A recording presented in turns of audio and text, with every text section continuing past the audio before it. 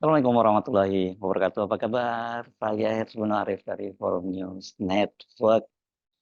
Kurang dari sebulan Presiden Jokowi mengakhiri masa jabatannya, kita dikejutkan dengan munculnya sejumlah pasukan dari pembela dari Jokowi. Ini saya menyebutnya ini sebagai pasukan rahasia karena pasukan-pasukan ini sebelumnya tidak pernah kita dengar atau setidaknya saya tidak pernah mendengar soal ini ya. Yang pertama, ya, ini berkaitan dengan pasukan Berani Mati Pembela Jokowi yang rencananya kemarin itu akan menggelar apel kesetiaan kepada Jokowi, ya ini pada tanggal 22 September dan rencananya pada waktu itu kan akan apelnya ini melibatkan 20.000 pasukan dan digelar di Tugu Proklamasi. Yang kedua, ini kemarin ya, tanggal 27 September 2024 itu kita tiba-tiba dikejutkan dengan mereka yang menamakan diri pasukan bawah tanah dari Jokowi.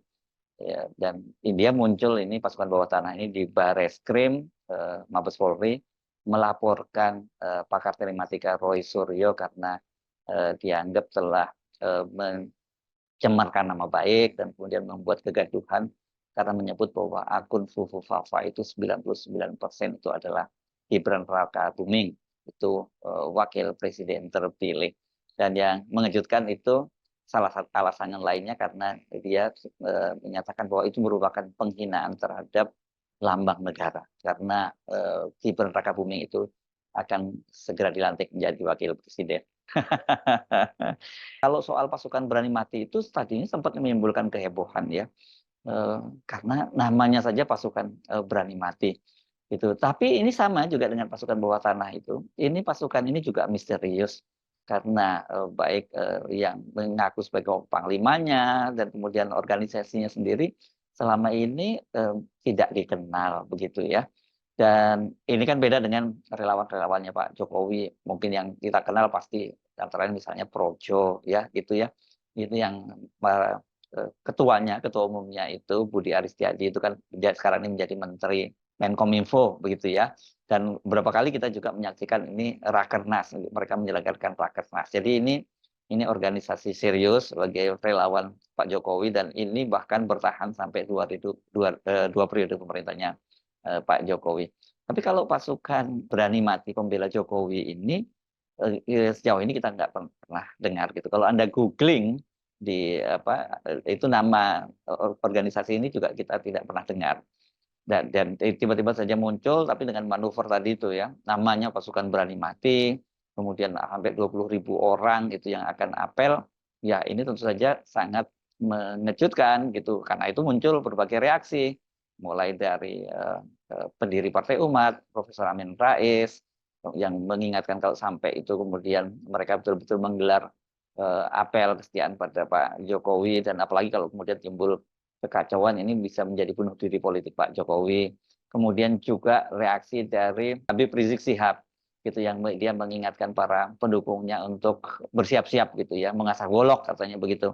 Tapi untuk berjaga-jaga saja katanya kalau sampai mereka membuat kerusuhan di Jakarta, bakar-bakar Jakarta, misalnya gitu, itu mereka diminta untuk bersiap dan mengambil tindakan melakukan pengejaran terhadap pasukan Berani Mati itu. Tapi kalau mereka ini hanya apel saja, show of force saja, dan tidak membuat kekacauan, ya Habib Rizik minta para pendukungnya untuk tetap bertahan di rumah, nggak kemana-mana gitu ya. Ini nggak main-main ya, karena reaksi kalau sampai Habib Rizik Sihab itu menurunkan pasukannya, kan dan terjadi bentrokan, ya situasi pasti tidak kondusif. Nah, reaksi yang sama juga muncul. Anda pasti sudah nonton wawancara saya dengan mantan Panglima TNI Jenderal Gatot Nurmantio gitu, yang dia yakin bahwa itu hoax lah. Kalau tidak hoax, ya itu pasti Presiden atau Menko Polhukam atau kepolisian pasti sudah tahu soal ini. Dan jadi pada waktu itu ini isu akan adanya pasukan Berani Mati Pembela Jokowi itu sempat menimbulkan kegaduhan gitu. Ya karena situasinya kan sekarang ini memang sangat tidak menentu menjelang serah terima jabatan dari Pak Jokowi ke Pak Prabowo. Tampak sekali Pak Jokowi masih ingin terus cawe-cawe gitu ya, bahkan sampai menit terakhir masih melakukan reshuffle kabinet gitu, hanya 1 bulan lebih masih melakukan reshuffle kabinet, banyak sekali ngambil keputusan-keputusan penting, termasuk juga sebelumnya adalah mutasi di jajaran TNI dan Polri yang seharusnya tidak boleh dilakukan oleh Pak Jokowi secara, karena fatsunnya biasanya seorang pejabat yang akan lengser itu 6 bulan sebelum masa jabatannya berakhir, dia tidak membuat kebijakan-kebijakan penting yang nanti akan merepotkan dari penerusnya begitu ya. Jadi wajar kalau kemudian ini menimbulkan reaksi yang luar biasa. Karena tentu saja ini dengan namanya itu dikhawatirkan kalau terjadi kerusuhan, bisa saja itu terjadi kemudian Presiden memberlakukan darurat sipil begitu itu, dan ya ujung-ujungnya nanti pelantikan Pak Prabowo sebagai presiden itu bisa ditunda, atau bahkan nanti kalau eskalatif kasus ini kerusuhannya bisa saja itu dibatalkan. Ini spekulasi-spekulasi yang muncul semacam itulah yang membuat orang kemudian mengerjitkan keningnya dan juga waspada kalau kemudian betul akan ada apel dari pasukan berani mati pembela Pak Jokowi. Nah, jadi yang ini cukup serius, walaupun kemudian sampai tanggal 22-nya terbukti itu tidak ada ya pasukan itu. Nah, seekor pun tidak ada yang muncul, dan polisi kelihatannya juga tidak terlalu menganggap serius ini rencana itu, karena mereka juga tidak ada pengerahan pasukan, kemudian tidak ada juga peringatan untuk pengalihan lalu lintas. Biasanya kan seperti itu kalau ada aksi-aksi mahasiswa maupun aksi buruh dan sebagainya gitu. Padahal mereka waktu itu pasukan berani mati itu mengaku bahwa mereka sudah mengajukan surat izin kepada kepolisian.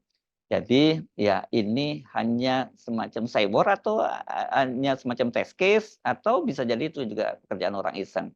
Yang kedua ini, nah ini kalau ini orang banyak ketawa ya, dan malah menyambut positif ketika ada pasukan bawah tanah. Ini juga namanya serem juga loh, nggak kalah serem dibandingkan pasukan berani mati ya. Pasukan bawah tanah ini kan berarti ini bisa aja pasukan rahasia atau pasukan clandestine gitu, yang kalau selama ini nggak dikenal ya wajar gitu, karena dia baru muncul ketika masa-masa kritis, ketika Pak Jokowi itu akan lengser, dan tanda-tandanya memang kehormatan Pak Jokowi itu bukan akan diserang ya, kalau mereka menyatakan bahwa mereka melihat bahwa kehormatan Pak Jokowi itu sudah mulai diserang, dan jadi mereka ini harus menjaga kehormatan Pak Jokowi, tapi yang mereka lakukan sekarang itu adalah melaporkan pakar telematika Roy Suryo ke Barreskrim gitu ya. Karena tadi yang saya sebutkan bahwa ini menimbulkan kegaduhan, itu juga melanggar Undang-Undang ITE.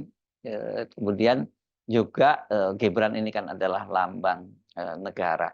Yang laporan kali ini sih banyak diketawain, tapi sekaligus banyak yang mendukung. Seperti saya sebut sebelumnya, saya juga termasuk yang mendukung, karena bagus ya kalau ini dilaporkan ke polisi, dan polisi kemudian menyelidiki kasus ini, memeriksa Roy Suryo dan memeriksa para pakar-pakar IT lainnya. Siapa sesungguhnya Fufu Fafa itu? Benarkah dia Gibran Rakabuming nanti sebentar lagi akan dilantik jadi presiden? Nah, soal ini itu benar-benar jadi perhatian dari para netizen. Walaupun sebenarnya para netizen kelihatannya sedang bersenang-senang, tapi mereka serius loh. Itu banyak yang menjadi detektif di netizen yang mereka kemudian melakukan penyelidikan, membongkar-bongkar begitu jejak digitalnya siapa Fufu Fafa ini, benarkah dia ada kaitannya dengan Gibran Rakabuming.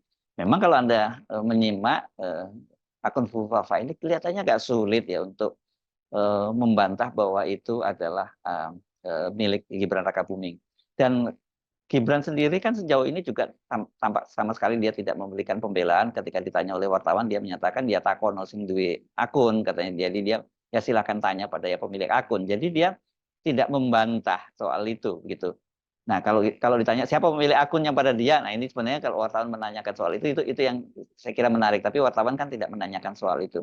Kenapa ini menjadi soal yang lucu tapi menjadi serius, beda dengan tadi pasukan berani mati yang serius tapi menjadi lucu gitu. Kalau yang ini lucu jadi serius karena ini kalau betul kemudian itu Gibran Rakabuming itu adalah Fufu Fafa, ya saya kira benar tuntutan dari para netizen bahwa harusnya pelantikan Gibran Rakabuming itu dibatalkan, karena Fufu Fafa ini kalau dari sisi kejiwaan kelihatan sekali bahwa ini orang punya penyakit mental atau mental illness gitu. Karena apa? Karena pikirannya jorok, mesum, otak mesum, kemudian dia juga terobsesi dengan para artis, khususnya bagian tubuh tertentu, yakni payudara, dan juga yang saya kira cukup jauh serius itu adalah soal olok-olok dia terhadap Pak Prabowo dan keluarganya, bahkan termasuk mantan keluarganya ya nih, maksud saya ini Ibu Titi Soeharto kan juga diolok-olok oleh Fufu Fafa. Jadi ini menjadi nggak lucu lagi ya, karena ini dikaitkan dengan seseorang yang diduga akan menjadi Presiden Republik Indonesia. Bayangkan ada Presiden Republik Indonesia gitu dengan kualitas seperti Fufu Fafa gitu ya.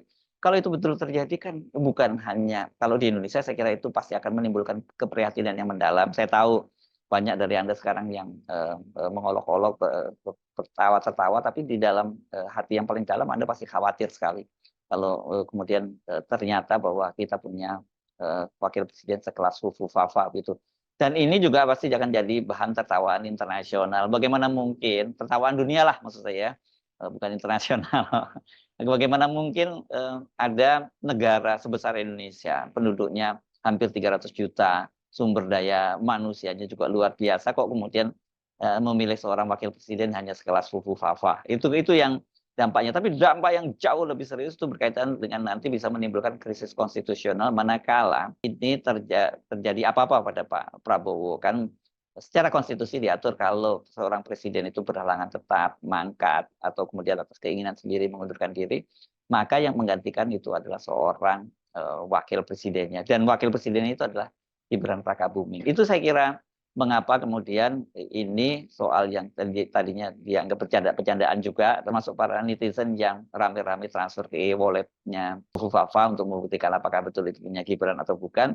Ya, tapi dampaknya yang harus kita pikirkan dalam jangka panjang. Jadi saya kira setelah bersenang-senang pasti kita semua sampai pada satu perenungan yang cukup serius, sebenarnya kita berpikir apa yang terjadi pada bangsa ini.